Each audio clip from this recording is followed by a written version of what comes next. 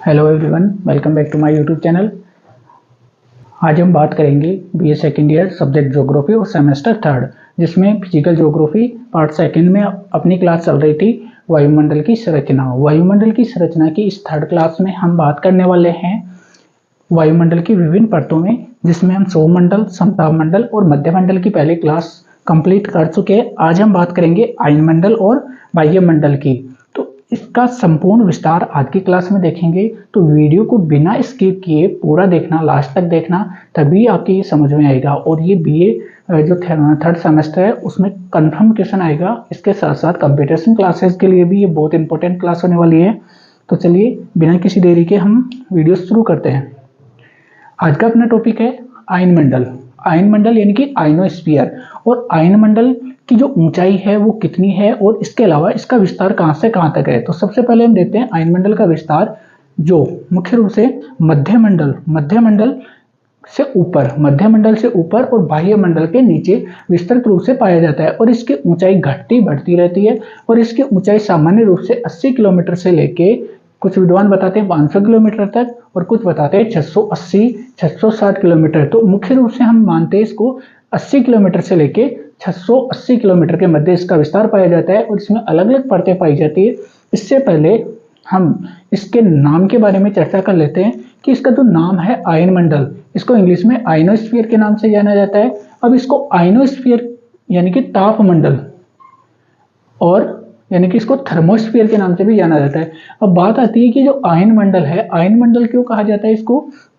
क्योंकि ये जो आयनमंडल है इसमें विभिन्न गैसों का आयनीकरण होता है।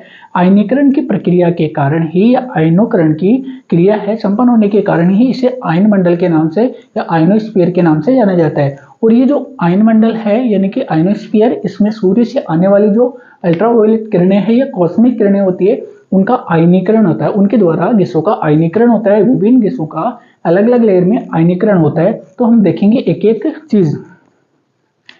तो इसमें समझने वाली बात यह है कि जो आयनोस्फीयर है या आयनमंडल है, इसमें गैसों का आयनीकरण होता है, या यूं कह सकते हैं कि इस मंडल में गैसों के आयनीकरण का स्वभाव पाया जाता है, जिस कारण इसे आयनमंडल के नाम से जाना जाता है। और ये जो आयनमंडल है, इसमें गैसों के आयनीकरण के कारण कौन सी किरणों का? सूर्य से आने वाली जो कॉस्मिक किरणें होती है उनका आयनीकरण होता है। और इस आयनीकरण के कारण, यानी कि सूर्य से आने वाली जो कॉस्मिक किरणें होती है वो कैसी होती है? गर्म होती है। तो यहाँ पे किरणों का, यानी कि सूर्य है और सूर्य से जो किरणें निकल रही है वो इस मंडल में आयनमंडल में सूर्य की किरणें सोख ली जाती है। यानी कि यहाँ पे क्या हो रहा है?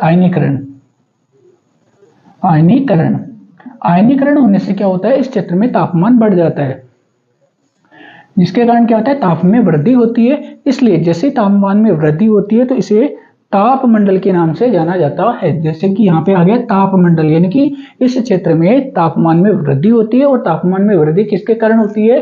सूर्य से आने वाली जो कॉस्मिक किरणें होती है उनका आयनमंडल में पाई जाने वाली विभिन्न गैसों के द्वारा आयनीकरण कर लिया जाता है, जिस कारण यहाँ पे टेम्परेचर में वृद्धि होती है। अब यहाँ पे एक क्वेश्चन बनता है कि यहाँ पे जो आयनमंडल है अपना, आयनमंडल की जो ऊपरी सीमा है, यहाँ आते आते यहाँ पे बहुत ज्यादा टेम्परेचर हो जाता है, और ऊंचाई के साथ साथ इसमें तापमान में वृद्धि देखने को मिलती है। और ये जो वृद्धि है, तापमान में वृद्धि, आयनमंडल की जो ऊपरी सीमा होती है ये वाली, इस वाले क्षेत्र में जो टेम्परेचर है वो लगभग कितना हो जाता है? 1000 डिग्री सेंटीग्रेड के आसपास पहुंच जाता है। यानी कि यहाँ पे टेम्परेचर 1000 डिग्री सेल्सियस के आसपास पहुंच जाता है। और ये अपना मंडल कौन सा है? आयन मंडल है। ठीक है, याद रखना इसके ऊपरी सीमा में तापमान 1000 डिग्री सेंटीग्रेड के आसपास पहुंच जाता है। अब इसकी विशेषता क्या होती है? इस परत से रेडियो तरंगों का परावर्तन किया जाता है। यानी कि हम जो रेडियो सुनते हैं तो वो इसी मंडल के द्वारा संपन्न होती है। या यूं कह सकते हैं कि आज जो संचार की क्रांति है, आज वर्तमान समय में संचार क्रांति है, वह आयनमंडल की वजह से ही संपन्न हो पाती है। क्योंकि हम धरातल से कुछ संदेश या सूचनाएं या तरंगे प्रसारित करते हैं, और ये यहाँ से स्थल से हम क्या करते हैं? तरंगे यहाँ पहुंचाते हैं, और यहाँ पहुंचने के बाद इसमें अलग अलग जो लेयर्स आती है, जैसे डी, ई, एफ, जी, ये क्या करती है? इनको पुनः परावर्तित करती है और धरातल तक पहुंचाती है। इसके अलावा हम देखते हैं इसमें ये जो मंडल है इसकी एक विशेषता ये पाई जाती है कि इसमें जो विद्युत आवेशित वायु होती है वो विद्युत आवेशित होती है, अर्थात विद्युत के कणों का आवेश एक स्थान से दूसरे स्थान तक पहुंचाती है। यानी कि इसमें जो करंट है, बिजली है, वो क्या करती है, क्रिया करती है किसके साथ, वायु के साथ। या यूं कह सकते हैं कि यहाँ की वायु, आयन मंडल की वायु विद्युत आवेशित होती है, जिसके कारण यहाँ पे एक अलग ही चमक उत्पन्न होती है। कौन से मंडल में, आयन मंडल में। नेक्स्ट है चुंबकीय हलचलें, यानी कि यहाँ पे चुंबकीय शक्ति पाई जाती है, मैग्नेटिक पावर पाया जाता है, जिसकी वजह से यहाँ पे चुंबकीय हलचलें होती है। और चुंबकीय हलचलें होती है जिसके कारण एक विशेष प्रकार की ज्योति उत्पन्न होती है। और ज्योति कैसी दिखाई देती है, आप देख सकते हो ये डायग्राम, इसमें आप अच्छे से देख सकते हो। यानी कि पृथ्वी है और इसमें ध्रुवीय ज्योति उत्पन्न होती है, यानी कि इस मंडल में एक विशेष प्रकार की ज्वाला उत्पन्न होती है। आप देख सकते हो ऐसी ज्वाला उत्पन्न होती है। और ये किस कारण होती है, गैसों के आयनीकरण के कारण होती है। और यहाँ पे कौन सी क्रिया होती है, चुंबकीय शक्ति पाई जाती है, जिसके कारण चुंबकीय हलचलें उत्पन्न होती है और एक विशेष ज्योति का निर्माण होता है, जिसको हम नीलवर्ण ज्योति, कुमेरु ज्योति, सुमेरु ज्योति और इसके अलावा, यानी कि नीलवर्ण ज्योति, कुमेरु ज्योति, सुमेरु ज्योति उत्पन्न होती है। आप देख सकते हो डायग्राम में। इसके अलावा उत्तरी ध्रुव, पृथ्वी का जो उत्तरी ध्रुव है, आप इस डायग्राम की सहायता से समझ सकते हो। यानी कि ये पृथ्वी है और पृथ्वी का ये जो उत्तरी ध्रुव है, आप देख सकते हो पृथ्वी का जो उत्तरी ध्रुव है, यहाँ पे एक विशेष ज्योति उत्पन्न हो रही है। और दक्षिण ध्रुव में भी आप देख सकते हो एक विशेष प्रकार की ज्योति आपको दिखाई दे रही है। तो ये ज्योति है, इसे अलग अलग नामों से जाना जाता है। अगर बात करें उत्तरी ध्रुव की, यानी कि नॉर्थ पोल सबसे ऊपर की तरफ बात करें, तो इस ज्योति को किस नाम से जाना जाता है, अरोरा, मेंशन कर लेना, इस ज्योति को अरोरा बोरियालिस के नाम से जाना जाता है। और एग्जाम में, कंपटीशन एग्जाम में ये अक्सर पूछा जाता है। उत्तरी ध्रुव में आपको दिखाई दे रही है ये ज्योति, इसे अरोरा बोरियालिस के नाम से जाना जाता है और ये आयन मंडल में घटित होती है। और ये कैसे होती है, इसके लिए अभी मैं बताता हूँ आपको। और दक्षिणी ध्रुव में ये जो ज्योति उत्पन्न होती है, जिसे अरोरा ऑस्ट्रेलिस के नाम से जाना जाता है, नीचे वाली आप देख सकते हो साउथ पोल में ये जो ज्वाला उत्पन्न हो रही है या चमक उत्पन्न हो रही है, उसे अरोरा ऑस्ट्रेलिस के नाम से जाना जाता है। और ये कैसे उत्पन्न होती है, इसके लिए आप ये वाला डायग्राम देख सकते हो। सूर्य के चारों ओर आप देख रहे हो सौर ज्वाला निकल रही है, जिसको हम सौर कलंक के नाम से पुकारते हैं। देख सकते हो सूर्य के चारों ओर सौर ज्वाला निकल रही है। और ये सौर ज्वाला जब अत्यधिक मात्रा में निकलती है, सर्वाधिक रूप से बाहर निकलती है, तो ये सौर ज्वाला देख सकते हो, ये सौर ज्वाला क्या कर रही है, पृथ्वी के वायुमंडल में प्रवेश कर जाती है। सूर्य से निकलने वाली जो सौर ज्वाला है वह पृथ्वी के वायुमंडल में प्रवेश कर जाती है।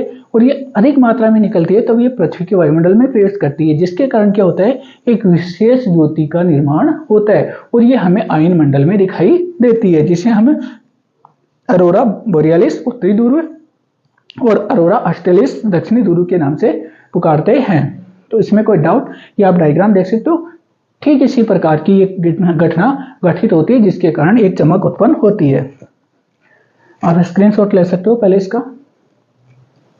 ठीक है, अब आगे बढ़ते हैं कि ये जो अपना आयन मंडल है, इसमें अलग अलग लेयर्स पाई जाती है, जिसको डी, ई, एफ और जी के नाम से पुकारते हैं। आप इस तरफ देख सकते हो आयन मंडल की परतें, जिसमें पहला है डी लेयर।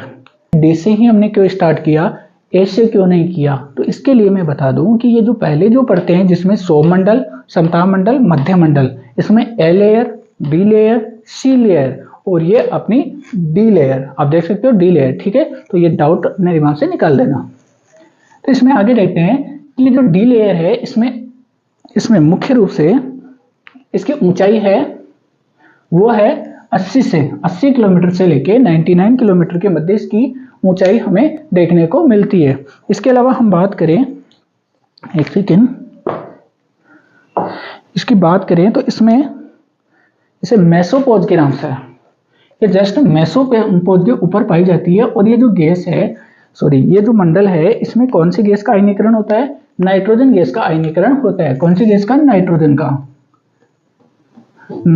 गैस का आयनीकरण यहाँ देखने को मिलता है, जिसके कारण ये जो सूर्य से आने वाली कौन सी किरणें, कॉस्मिक किरणें, उसके द्वारा नाइट्रोजन गैस का आयनीकरण होता है और यहाँ पे नाइट्रोजन गैस बादलों के रूप में, छितरी रूप में पाई जाती है। और इसकी जो विशेषता है, मेजर जो विशेषता है वो ये वाली है, जिसमें दीर्घ तरंग दैर्ध्य, यानी कि हम स्थल भाग से जो रेडियो तरंगे परावर्तित करते हैं उनमें मुख्य रूप से दीर्घ तरंग दैर्ध्य अर्थात कह सकते हैं कि निम्न आवर्ती की रेडियो तरंगों का इसमें परावर्तन किया जाता है। तो इसमें आपको ये बात मेन याद रखनी है, ये अगर आप भूल जाओ तो कोई दिक्कत नहीं, लेकिन ये वाली आपको याद रखनी है कि डी लेयर में दीर्घ तरंग दैर्ध्य वाली तरंगों का क्या किया जाता है, परावर्तन किया जाता है, अर्थात यूं कह सकते हैं कि निम्न आवृत्ति की रेडियो तरंगों का परावर्तन किया जाता है। नेक्स्ट आती है इसमें ई लेयर। ई लेयर यानी कि डी के बाद में ई लेयर, और इसकी जो ऊंचाई है वो है 99 किलोमीटर से लेके 130 किलोमीटर की ऊंचाई में, आप देख सकते हो, यानी कि डी के बाद में ई लेयर, इसकी ऊंचाई है 99 से 130 किलोमीटर। और इसकी विशेषता क्या है, इसकी विशेषता क्या है, मध्यम तरंग दैर्ध्य की तरंगों का यहाँ से परावर्तन किया जाता है, अर्थात यूं कह सकते हैं कि मध्यम आवृत्ति की रेडियो तरंगें प्रसारित की जाती है या परावर्तित की जाती है। अब ये जो एल लेयर है, सॉरी ई लेयर है, इसकी खोज किसने की थी, केनेली।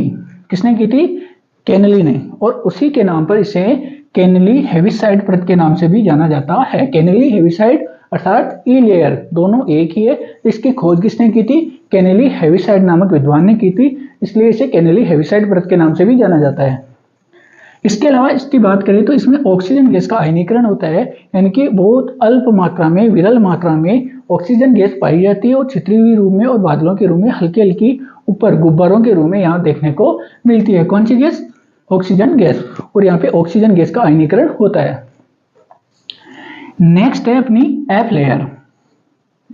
एफ लेयर, इसे एप्लेटन लेयर के नाम से भी जाना जाता है। कौन सी परत, एप्लेटन लेयर के नाम से भी इसको जाना जाता है। तो ये याद रख लेना, आप याद रखने वाली चीज है, कंपटीशन एग्जाम में आ सकता है कि एप्लेटन लेयर का विस्तार, एप्लेटन लेयर का विस्तार कहाँ पाया जाता है, तो इसकी ऊंचाई है यानी कि जस्ट ई लेयर के ऊपर, यानी कि 130 किलोमीटर से ऊपर, यहाँ मेंशन कर देता हूं मैं, 130 किलोमीटर से ऊपर, और इसकी जो मैक्सिमम ऊंचाई है वो है 380 किलोमीटर, याद रखना इस चीज को। और इसकी विशेषता क्या है, इसमें लघु तरंग दैर्ध्य की जो रेडियो तरंगें होती है उनको परावर्तित किया जाता है, या यूं कह सकते हैं कि उच्च आवृत्ति की रेडियो तरंगों को प्रसारित किया जाता है, परावर्तित किया जाता है। और इसमें जो आयनीकरण होता है वो होता है हीलियम गैस का, हीलियम गैस यहाँ पाई जाती है और इसका आयनीकरण किया जाता है। इसके अलावा एक और लेयर आती है, इंपॉर्टेंट है, जिसे जी लेयर के नाम से जाना जाता है, और इस जी लेयर की ऊंचाई है वो है 380 से 680 किलोमीटर की ऊंचाई पर इसका विस्तार पाया जाता है। और इसमें अलग अलग जो सैटेलाइट्स होते हैं, सैटेलाइट्स जो हम पृथ्वी की कक्षा से, पृथ्वी से स्थल से हम स्थापित करते हैं पृथ्वी की कक्षा में, जो रेडियो संचार के लिए या दूर संचार के लिए या जो अन्य जो मौसमी सैटेलाइट होते हैं उनको यहाँ पे प्रक्षेपित किया जाता है। तो जो जी लेयर है इसकी विशेषता क्या है, इसमें लघु मध्यम व दीर्घ दैर्ध्य की जो तरंगे होती है सभी का परावर्तन किया जाता है, अर्थात उच्च मध्यम और निम्न रेडियो तरंगों का परावर्तन किया जाता है यहीं से। इसके अलावा इसमें जो आयनीकरण होता है वो होता है हाइड्रोजन गैस का, हाइड्रोजन गैस पाई जाती है, विरल रूप में पाई जाती है, और उसका क्या किया जाता है, आयनीकरण किया जाता है। किसके द्वारा, सूर्य से आने वाली जो किरणें होती है, कौन सी, कॉस्मिक किरणें होती है, उनका आयनीकरण किया जाता है। इसके अलावा इसकी विशेषता क्या है, ऊंचाई में परिवर्तनशीलता देखने को पाई जाती है, यानी कि जो आयन मंडल है इसकी ऊंचाई में वृद्धि होती रहती है टेम्परेचर के आधार पे, जो हम पहले पढ़ चुके हैं। जैसे सौरमंडल की ऊंचाई में वृद्धि होती है, ठीक इसी प्रकार इसकी भी ऊंचाई में वृद्धि होती रहती है। और इसकी विशेषता क्या है, तापमान प्रतिलोमता की विशेषता यहाँ देखने को मिलती है, यानी कि डे में टेम्परेचर अधिक हो जाता है तो इसका विस्तार बढ़ जाता है, और रात में जैसे टेम्परेचर डाउन होता है तो इसकी जो ऊंचाई है उसमें कमी आ जाती है, और जैसे ऊंचाई में कमी आती है तो इसमें एक विशेषता और निकल के आती है, वो क्या है कि जैसे ही रात होती है और टेम्परेचर कम होता है तो ये जो विभिन्न गैसें हमने पढ़ी जिनका आयनीकरण होता है, किसके कारण, सूर्य से आने वाली कॉस्मिक किरणों के कारण जो आयनीकरण होता है वो आयनीकरण की क्रिया क्या हो जाती है, समाप्त हो जाती है। क्यों, क्योंकि टेम्परेचर कम हो जाता है, और जैसे टेम्परेचर कम होता है इन गैसों का क्या हो जाता है, एक संयोग बन जाता है या मिश्रण बन जाता है, यानी कि आयनीकरण की क्रिया समाप्त होती है और सभी गैसें क्या हो जाती है, एक मिक्स गोल बना लेती है। उससे क्या होगा, उससे ये होगा कि इसकी ऊंचाई में कमी आ जाएगी और जो रेडियो तरंगें होती है वो आसानी से परावर्तित हो जाती है। जैसे ही आसानी से परावर्तित होती है तो आपने नोटिस किया होगा कि रेडियो चलाते हैं, नहीं चलाया होगा आपने, तो मोबाइल चलाते हो, तो रेडियो चलाते हैं तो रात में बहुत अच्छी आवाज़ आती है, बहुत अच्छी आवाज़ आती है, क्लियर आती है। और आपने नोटिस भी किया होगा, मोबाइल चलाते हो तो मोबाइल में आपने संगीत चलाया होगा, डाटा खत्म हो गया, उसके बाद आप रेडियो एफएम चलाते हो तो रात में आवाज़ अच्छी आती है। किस कारण आती है, क्योंकि रात में सभी गैसों का आयनीकरण क्या हो जाता है, खत्म हो जाता है और इस लेयर में सभी गैसें मिक्स हो जाती है। आपने देखा होगा रात में नेटवर्क अच्छा आता है, क्यों आता है, वजह यही है। ऐसे नहीं कि ट्रैफिक कम हो जाता है, होता है उसका भी इफेक्ट, बट रात में इन गैसों का आयनीकरण बंद हो जाता है, इसलिए है ना, रात में कॉल करते हो तो बिल्कुल क्लियर आवाज़ आती है। तो आप समझ सकते हो इस बात को, आप इसका स्क्रीनशॉट ले सकते हो ताकि हम आगे और लास्ट वाला वायुमंडल कंप्लीट कर सकें। इसका स्क्रीनशॉट ले लो एक बार। अब हम बात करते हैं आयतन मंडल की। आयतन मंडल की यानी कि सबसे लास्ट वाली परत है, और सौरमंडल, समताप मंडल, मध्य मंडल, अयन मंडल, और ये अपनी लास्ट की 5वीं परत है आयतन मंडल, या इसे बाह्य मंडल के नाम से भी जाना जाता है। तो ये जो आयतन मंडल है अर्थात बाह्य मंडल है, इसके बारे में हम विस्तार से देखेंगे।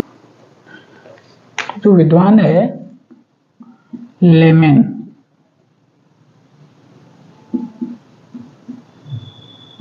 लेमैन स्पिट्ज़र नामक विद्वान ने इसका अध्ययन किया था, और इसके बारे में यानी कि इसकी जो बाह्य सीमा होती है पर तापमान क्या होता रहता है, लगभग 5568 डिग्री सेंटीग्रेड के आसपास पहुंच जाता है। 5568 डिग्री सेंटीग्रेड के पास टेम्परेचर पहुंच जाता है। अब हम देखते हैं कि इसका विस्तार कहाँ है, तो इसका विस्तार आयन मंडल से ऊपर, आयन मंडल से ऊपर यानी कि 680 किलोमीटर से ऊपर, 680 किलोमीटर से ऊपर अपने बाह्य मंडल का या आयतन मंडल का विस्तार पाया जाता है, आयतन मंडल का विस्तार पाया जाता है। और यहाँ पे जो वायुमंडल है, वायुमंडल का विस्तार अति अल्प पाया जाता है, वायुमंडल बहुत कम पाया जाता है। इसके अलावा इसको मुख्य रूप से बाह्य मंडल को यानी कि अपनी जो लास्ट वाली परत है इसको 2 भागों में हम डिवाइड करके देख सकते हैं। तो इसमें पहला आता है आयतन मंडल। आयतन मंडल की जो ऊंचाई है वो है 680 किलोमीटर से स्टार्ट होती है और 1500 किलोमीटर तक पाई जाती है। 680 से स्टार्ट होके 1500 किलोमीटर का जो क्षेत्र होता है उसे आयतन मंडल के नाम से जाना जाता है। इसको इंग्लिश में वॉल्यूमोस्फीयर के नाम से जाना जाता है, याद रखना, वॉल्यूमोस्फीयर के नाम से जाना जाता है। और इस क्षेत्र की विशेषता क्या है कि इसमें जो कृत्रिम ध्रुवीय क्षेत्र, कृत्रिम ध्रुवीय उपग्रह वो स्थापित किए जाते हैं, और इनकी ऊंचाई होती है 800 किलोमीटर से लेकर 1200 किलोमीटर के मध्य इसको स्थापित किया जाता है। इसके अलावा यहाँ पे वायुमंडल क्या पाया जाता है, बहुत विरल पाया जाता है, बहुत कम मात्रा में हल्की गैसें देखने को मिलती है। और इसका पार्ट सेकंड है चुंबकीय मंडल अथवा मैग्नेटोस्फीयर, चुंबकीय मंडल अथवा मैग्नेटोस्फीयर, यानी कि इसमें चुंबकीय तत्वों की प्रधानता पाई जाती है, और पृथ्वी की जो चुंबकीय शक्ति होती है उसके कारण यहाँ पे क्या प्रभाव देखने को मिलता है वो भी हम देखेंगे। और इसकी जो ऊंचाई है, मैग्नेटोस्फीयर की ऊंचाई है वो है आयतन मंडल के जस्ट ऊपर, आयतन मंडल से ऊपर 1500 किलोमीटर से लेकर 3000 किलोमीटर के मध्य इसकी ऊंचाई पाई जाती है।